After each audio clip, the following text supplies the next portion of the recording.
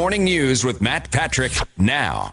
KTRH News Time is 8:47, and joining us right now, presidential candidate at Lake Jackson, Congressman Dr. Ron Paul. Dr. Paul, welcome back to Houston's Morning News. Great to have you with us this morning. Thank you. Good to be with you. I want to read something that you said, and then ask if you could explain it. You said default is coming. Now, wait a minute. I thought yesterday from the president, I heard it wasn't coming. And the only argument that's going on now is how to default, not send the checks out or just print the money. In all countries our size, they always print the money. You say they're going to raise the debt limit, which indeed they will, and then they're going to print the money. Then they'll default by inflation, and that's more dangerous. Now, wait a minute, Dr. Paul. The stock market's up 130. What are you doing? You're throwing a wet blanket on this whole thing.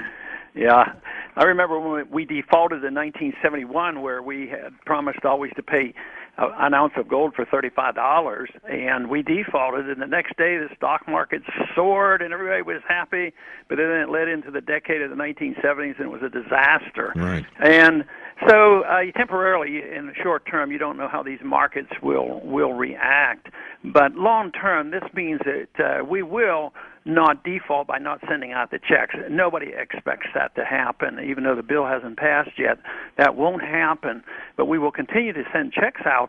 But if your dollar only buys 50 cents worth of goods, somebody's cheated you. And this is the way governments do it. And it's more seductive. They can get away with it. It seems like they're delaying the inevitable, and people don't quite understand it. But that's what they do to default. But this whole idea that this would be the first default in history. We've defaulted several times. We did it when we stole the gold from the American people in the 30s. Again, the gold from the foreigners. We wouldn't return gold to them in the 1970s.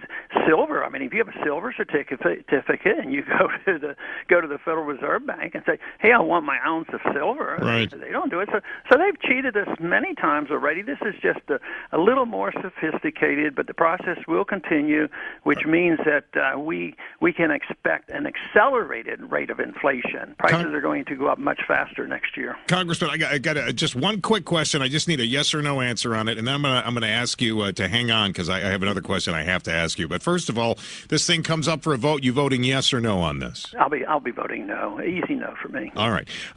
And the next question I have, and I want you to think about this. They had the straw poll in Denver. Herman Cain comes out on top, but the number 2 guy is a guy by the name of Rick Perry. He hasn't even thrown his hat into the ring. You are running for president. I'm curious as to your thoughts when you see things like that with our governor, and I'm going to ask you to think about it. I'm going to hold you, and I'm going to come back and ask you how you feel about Rick Perry. But first, we're going to take a look at our traffic and weather together.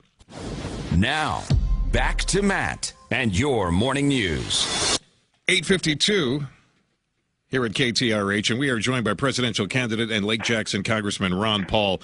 And Congressman Paul, is it frustrating to you as you are running for the presidency to see these straw polls? I know they don't mean a whole heck of a lot, but you got a guy like Herman Cain who obviously did very well, and then coming in second, although a distant second in Denver, was Rick Perry.